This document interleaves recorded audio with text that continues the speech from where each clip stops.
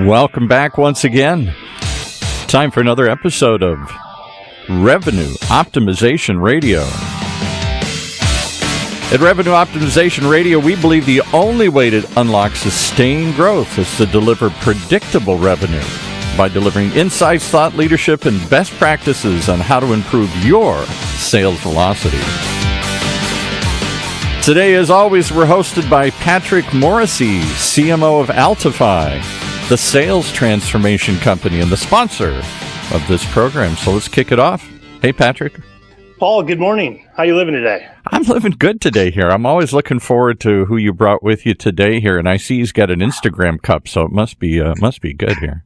Oh yeah, we got an expert who has seen the sales film and is actually a great practitioner in terms of on a whole variety of topics about what good looks like in selling. But the topic we're going to get into today is all about rep onboarding. There's no sales leader I know who's not thinking about how does she drive more performance and continuously optimize what's going on the revenue team. And that starts and is fundamentally anchored in the performance of the sales team and the quota carriers. And when you really dig into the details, and actually we get this question quite a bit, is what does good look like in terms of sales onboarding? Because you can make an argument that a lot of sales performance really misses the mark really from the word go, because they're not, the reps, the people on the team are not equipped for success.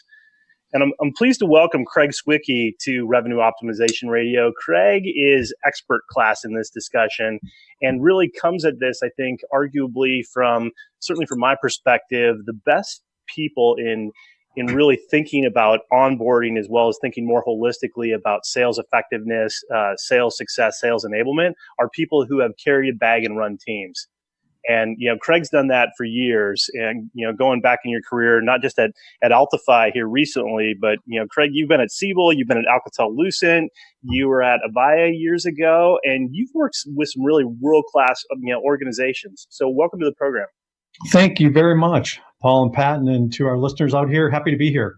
So let's get into this, because you've actually, you've been on both sides of this problem. You own the problem now in terms of, hey, how do I get people productive? But also in your role as, the person who heads up the performance excellence practice at Altify, you're in a situation where you're giving advice to, the who's who of B2B sales organizations, and have had a great track record and work with companies like CenturyLink, like JCI Tyco, like United Health Group. Give me a level set for a second in terms of when you start to think about what's critically important in onboarding a sales team. What are some of the foundational elements here? Yeah, thanks again, Pat. So first, I see it as an opportunity. Huge void out there. We all think that through our interview process, that we vet out and we bring in experienced, successful sellers. And we think that alone is the process. And we bring them on board and we put them through the factory of onboarding or some form of onboarding, and expect that what comes out the other end is these perfect selling machines. And that's just not the case. And it hasn't been for a long, long time. Back in the days of Xerox and IBM selling, which were some of the world-class selling organizations 20, 30 years ago, that worked. In today's fast-paced digital world, that doesn't cut it. And it also does not respect diversity. We have many different shapes and sizes of sellers that come into today's enterprise sales organizations, and they have expectations. And one of those expectations is that they expect to work off of an iPhone. They expect to work off of technology. Yep. They expect to work for a company that's pushing the selling market. So that would be the first thing I would say, Pat, is it is an opportunity for those of us that are in this space to really make a difference for our companies. Yeah, and you're hitting on a couple things, and I want to go back to double click for a second on the notion of the factory for a second, because amongst the different roles I've had in my career, I spent a good chunk of time back when I was at Salesforce actually doing part of the new hire training and doing we need to get you familiar with the pitch and our point of view and the story and be able to tell the presentation. We also got through that initial onboarding for sales reps, and they were expected to do like the 5-click demo. right? Yep. Which is, you can get into the water, but that doesn't mean you can actually swim, much less you can excel. So when you look out, you look at people and how they organize the factory, as well as then where this stuff starts to break, because you hit on content, you hit on, we could probably do a couple hours just on what does hiring look like for B2B complex sellers, diversity, training, ongoing pieces here. When you do an assessment of somebody else's factory, you walk the shop floor about how they're onboarding reps, what are the types of problems you've generally seen encountered, even in large successful organizations? Yeah, the biggest thing is participation by sales leaders. Interesting. So, it's like they turn the responsibility over to a different set of folks, and I'm giving you this valuable asset that I worked very hard to hire. Give them back to me in 6 weeks, and with the expectation that they're willing and able to produce revenue. I think that's the biggest gap that I see, Pat, and even internally here. One of the biggest things we did with our onboarding program is ensure that our sales leaders have assigned responsibilities to touch their new AEs at certain points in the onboarding process. Yeah, and your perspective there is very interesting to me, because you're hitting on, I think, a critical point of tension here, insofar as an organization at scale has to have multiple functions and multiple parts of the organization, as well as trying to enable somebody to be a productive seller and a productive part of the revenue team. There's a lot of different inputs there, but what you're hitting on is a tension between I need to hand you off to other people so I can go back to managing the team that I have and delivering this week, this month, this quarter, versus what I just heard you say, which is, hey, one of the big problems, one of the foundational problems here is sales leaders sort of get somebody in the boat and then check out and go back to take care of the other crew and hope that they're going to get the right outcome on the back end. Exactly. And then I put myself on the other side, because I, like you, Pat, I've run different sales training organizations in my career, and it's a great learning experience for me, because on the other side, these individuals, their intent is to enable these new AEs to onboard, and our intent is to put them back to the field, willing and able to produce. So the intention is there, but it can't be done unless the two organizations work together. I've got to be in alignment with what the sales leadership team expects, and I got to make sure that I'm delivering on that as a sales training organization or a sales enablement organization. Well, and from your perspective, when you take a market view and you think about how organizations have constructed the factory in terms of the roles, the level, the content, et cetera, and then some of the places where this thing starts to break down, back to that intersection between the sales excellence and the enablement people versus the revenue leadership team, does that look different across industries, or different, as well as different stages of company? I think there's some common principles. We're all trying to enable people in understanding our products, understanding our solutions. I think the thing that's changed the most, and you and I see it in our business, Pat, is that organizations, enterprise organizations, regardless of industry, are realizing that we need to enable our sellers with a defined sales process and a methodology for managing accounts, for successfully managing opportunities, which is different than the previous factories that just told us the speeds and feeds of our product. And regardless of the customer's business problem, this was the answer. That's not today's business world by any stretch. So we have to also be enabling today's sellers with the process and the methods and the tools that we want them to use to be successful. Well, and I think the place where I find that this gets really interesting is in the methodology construct, because you can have a very esoteric conversation about methodology. You can also have there's another couple of hours. Yeah, exactly, and we'd probably bore people to tears. If you're looking for a great way to send yourself off to sleep, we can just do a whole other series with that, and then maybe Paul can play the ukulele in the background. But the notion of trying to using methodology to get everyone on the same page in terms of the language that they're using and the outcomes that they want to get to, and there's nobody. When I look across big B2B selling organizations, particularly at the more senior levels, they're onboarding people with 5, 10, 20, 25 years of experience. Yep. and really high expectations. And we've all seen the film before. We've all sat through more sales trainings than we would care to even think about. Where do those things really resonate, or where do they really stick in terms of trying to bring process and methodology and the company's unique vision and value to life that's going to help a sales leader be productive? Yeah, so I would start with saying it's a critical success factor that you're pulling the thread on there. So imagine that I bring 100 new sellers into my enterprise organization this year, and they're all fabulous. They all came from successful careers, and they all had the right tenure and the right background. That's why we hired them. There's 100 of them. Now you're the CRO or you're the sales leader. How do you effectively communicate with those folks? How do they tell you where they are in the sales process for their deal? Unless we're all using the same language, a lot of us call that a sales methodology or a sales process. So those 100 sellers, if they have 10 deals, we can't have 1,000 intelligent guesses going on there. Yeah. So we need to get people grounded in a common methodology.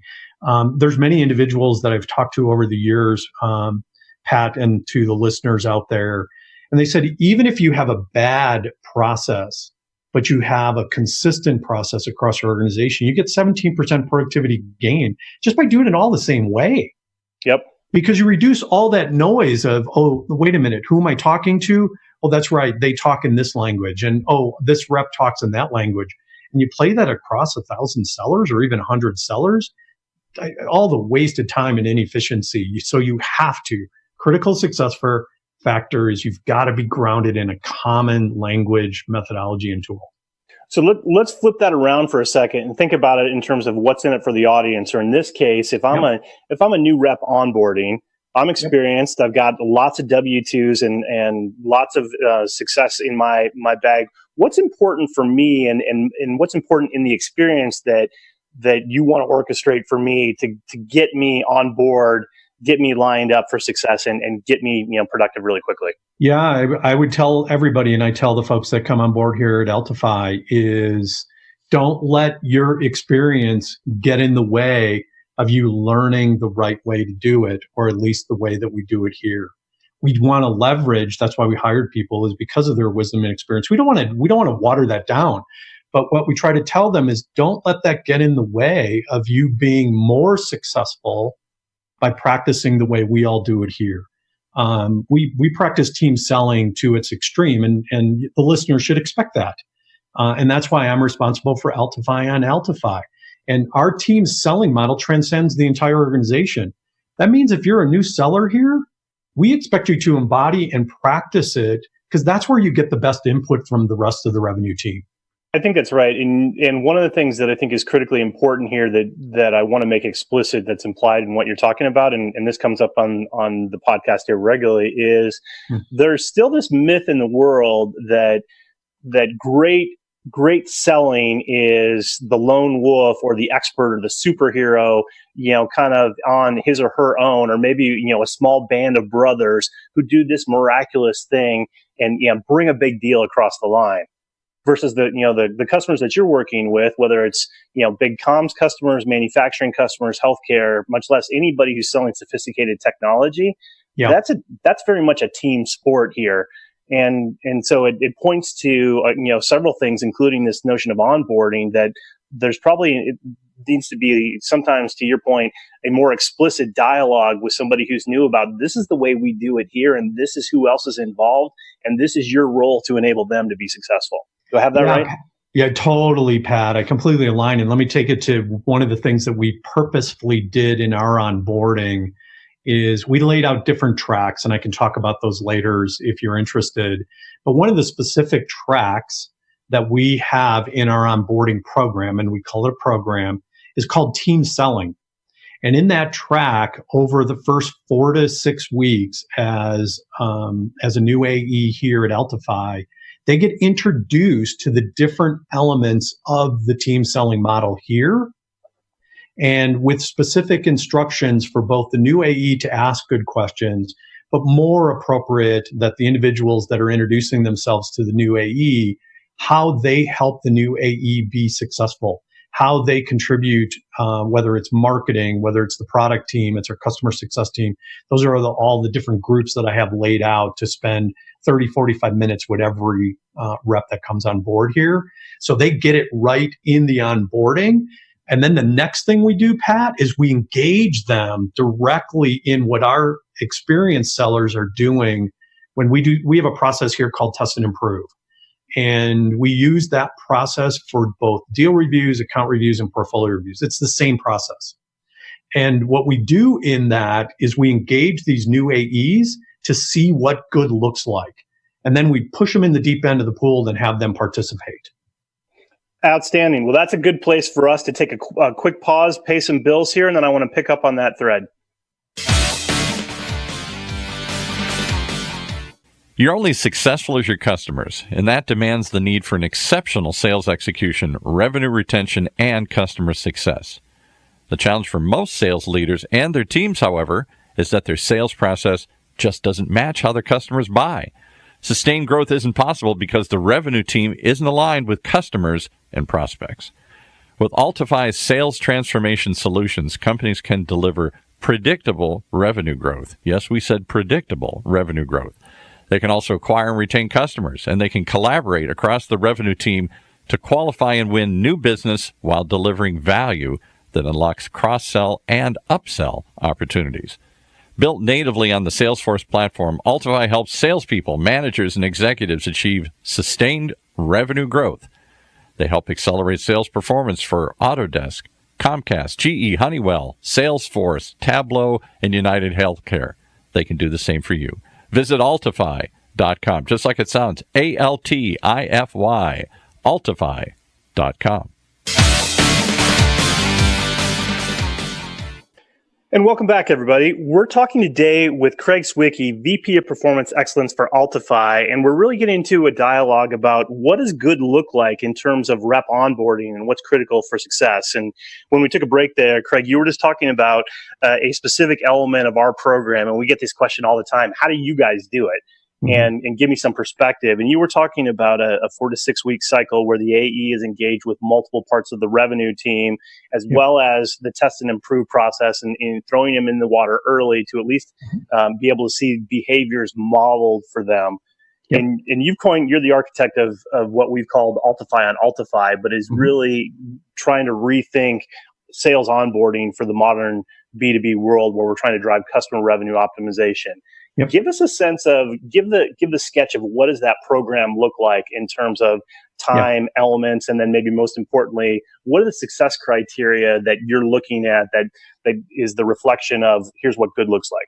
Yeah, and if you don't mind, I'd like to start because I just got some feedback from 2 new AEs in the past week that are going through our onboarding program, and they describe it as an experience. Now, they come from big enterprise, successful selling organizations, and they're like, oh my gosh, I never expected a company like Altify to be so thorough and successful at onboarding people. And let me tell you why that is, in my opinion.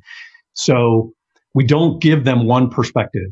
It's not my perspective in the onboarding, is we bring the right subject matter experts at the right time in the onboarding, Pat, you being one of them. The other thing that I think we do different than I've seen in the past is we start at day 0. So before somebody's first day here at Altify, they actually get something delivered to their home. And it's a welcome, and it's their laptop, and it's all loaded, and it's their logins. And there's a little note from the CEO and a little gift for their family, so that before their first day, they already feel welcomed. And the reason I emphasize that, Pat, and to the listeners, is that we then have a welcome track that goes over 10 weeks. Now, we don't publicize this to the AEs, but we all know when you start a new job, there are some peaks and valleys. I get to that moment of anxiousness of, I love it here. And then I realize, oh my gosh, this is a lot of work. I got a lot of things to learn. It's a new bike that I'm riding. So we watch for those. And I have someone on my team who's sort of a ninja. And when she notices it, we send something to their home again. And instead of giving them the pile of swag on their first day on the job, we hold it back.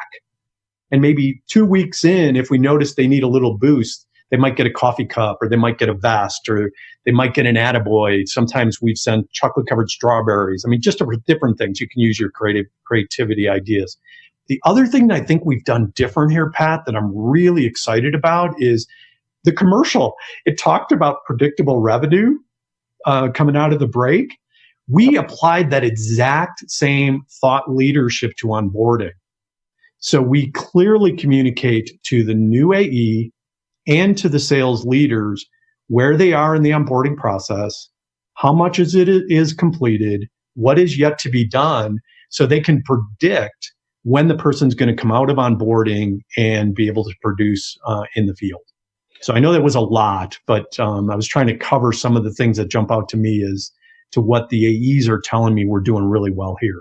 Yeah, and I appreciate that, because you're hitting on some qualitative things. Everybody knows the quantitative version of what's my ramp look like, what's my number look like, and there's no rep, worth her salt who's been doing this in B2B for more than 20 minutes who can't take apart their comp plan in about 60 seconds and figure out how to, where the focus should be. But and if they can't, then they're not in sales. Yeah, exactly. And the focus on the people element, on the trying to help them progressively feel welcomed, as well as looking for triggers, I think is critically important here. When you think about the dialogues that you're having with senior sales enablement, sales excellence, yep, sales leadership, where they're trying to do a diagnostic on their own internal programs, and they're looking at where are the opportunities for improvement, what do you point them at, or what would you say should be the measuring stick to have a view into what's the art of the possible here and where do we need some help? Yeah, so we look at both leading and lagging indicators. Leading indicators is we do accreditations internally here. Are they able to deliver the corporate pitch like most people? We do accreditations on our solutions. And then the lagging indicators is pipeline development and certainly revenue performance. And we're tracking that just like we do for all of our other new AEs. And it's not a hard thing to do. You don't have to overcomplicate it to focus on the right stuff. The other recommendation I would give to people listening is don't track too many things. Get the top 2 or 3 things. Don't burden these people. They've got 142 things they're trying to do to onboard themselves, and the VPs of sales to onboard their people. So give them a couple of things, leading and lagging, and go for it. And back to the audience question for a second, from a rep perspective, a lot of these folks get on board and they're like, yeah, I'm going to have to do the homework, but just get me in front of customers.